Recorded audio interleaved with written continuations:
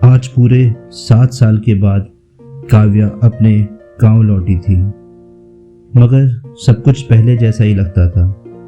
ऊंचे ऊंचे पहाड़ों के ऊपर साफ नीले आसमान में चमकते सफेद बादल और हवा में एक अलग सी महक और ताजगी थी।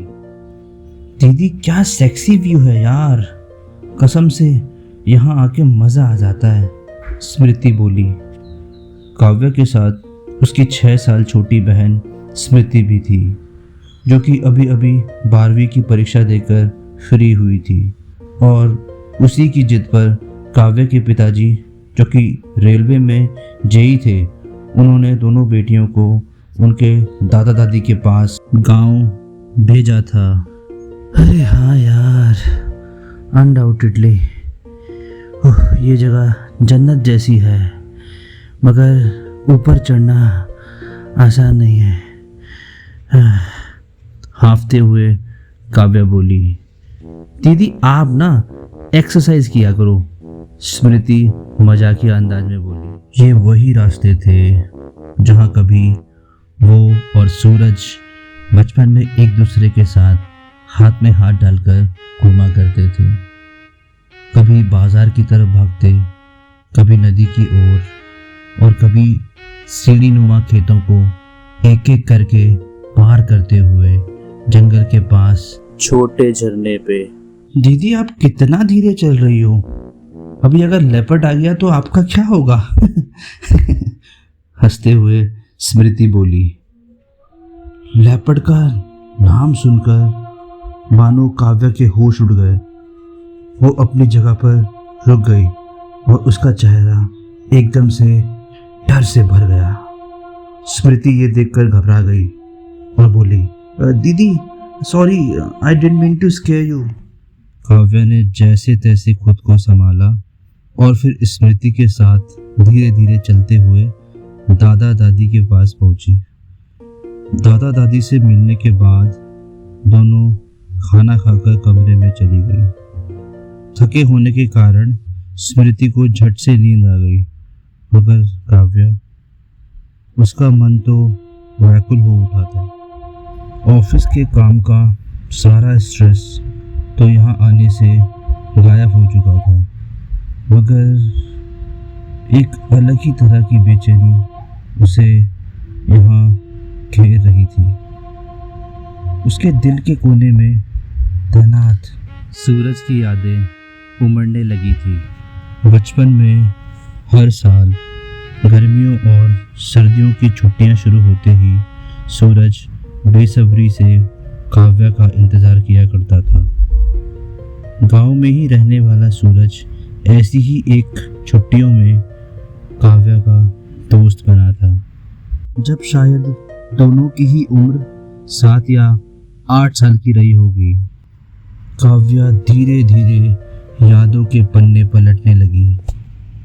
कैसे दोनों हाथ में हाथ डाले आइसक्रीम खाने बाजार जाया करते थे। दोनों साथ में बैठकर काव्या के दादाजी से कहानियां सुना करते थे। जंगल के पास झरने से पानी पीते, जंगली फल खाते और पानी में साथ भीगते हुए खूब शोर किया करते थे।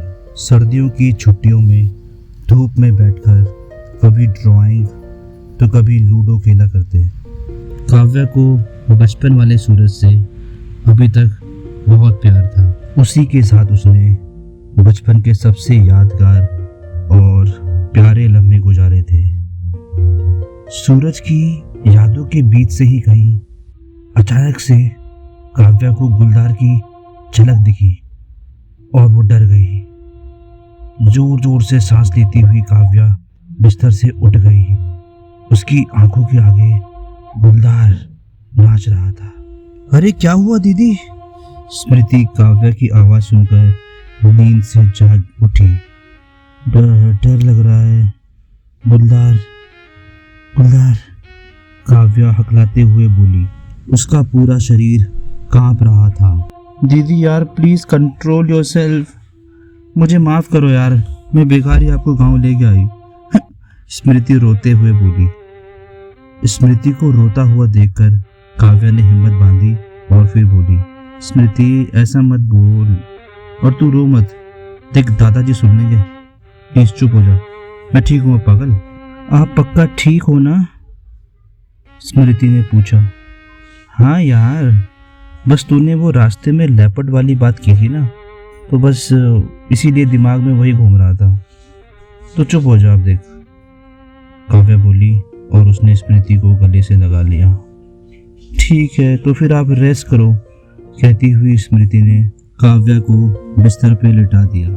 काव्या आंखें बंद करके एक बार फिर से अपने ख्यालों में खो जाती है। सूरज के साथ बिताया समय अब हसीन यादों के रूप में उसके दिमाग में हमेशा के लिए कैद हो चुका था। वह सोचती, काश समय पीछे जा सकता और वो सूरज के साथ इस खूबसूरत जगह पर बिताए हुए पलों को पुनः जी पाती। वो उस एहसास का फिर से लुत्फ उठाना चाहती थी जो समय के साथ धीरे धीरे फीका पड़ता चला गया। एक उम्र के बाद कॉन्वेंट स्कूल में पढ़ने वाली काव्या का सूरज की दोस्ती में इंटरेस्ट खत्म होने लगा था। सूरज उसे अब अपने स्टैंडर्ड से काफ़ी कम लगता था, मगर बेवकूफ़ सूरज को इसका रत्ती भर भी एहसास ना था। वो तो अपनी बचपन की दोस्त काव्या के पीछे अभी भी वैसे ही जाता जैसे कि वो बचपन से जाया करता था और जिसका वो आदी था। 10वीं की परीक्षा के ठीक बाद काव्या के गांव पहुंचने पर सूरज उससे मिलने पहुंच गया था।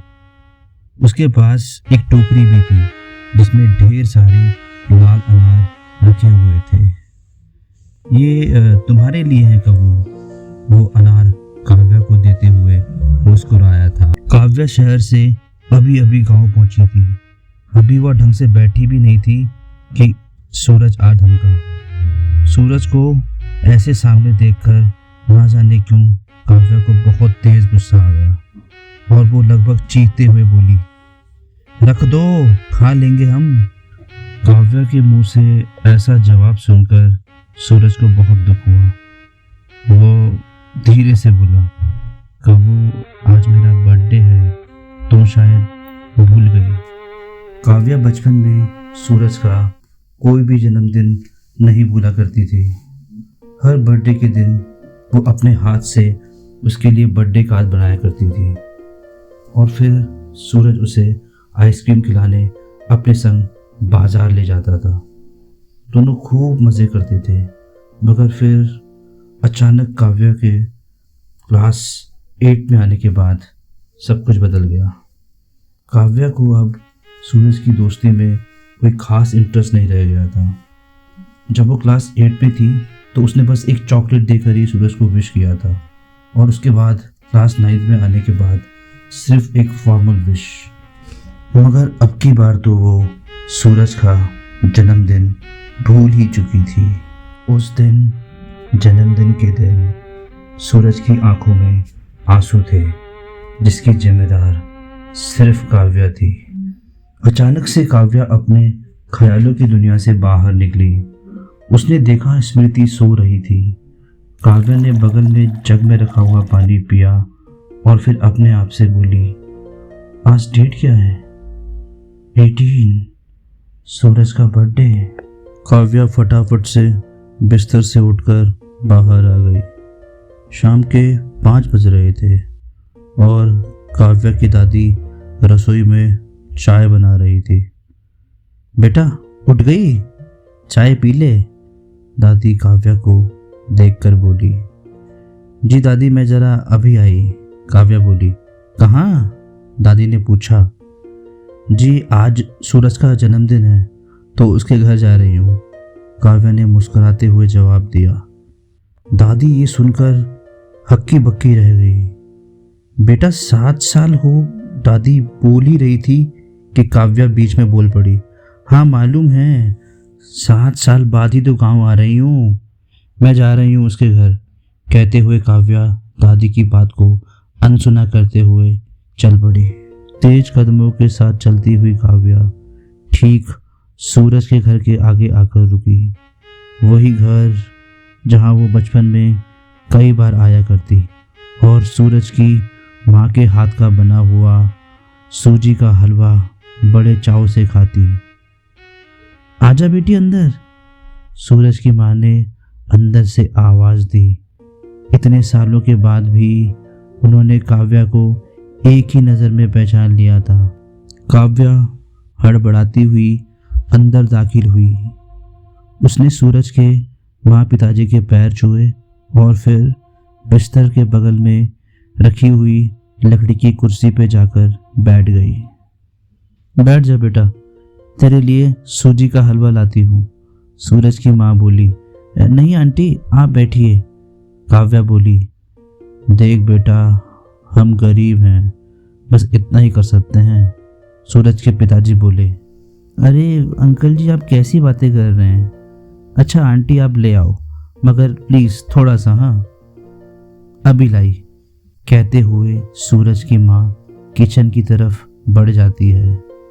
कुछ देर कमरे में शांति रही। बीच में बस गाय के रमाने की आवाज़ें आ रही थी। फिर अचानक से काव्या बोल पड़ी।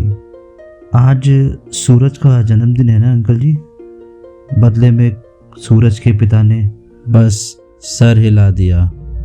काव्या ने सूरज के पिता की आंखों में मौजूद दर्द को महसूस किया, जिसके लिए शायद वो ही जिम्मेदार थी। कैसे और क्यों, इसके लिए इस कहानी का दूसरा भाग ज़रूर सुनें। धन्यवाद।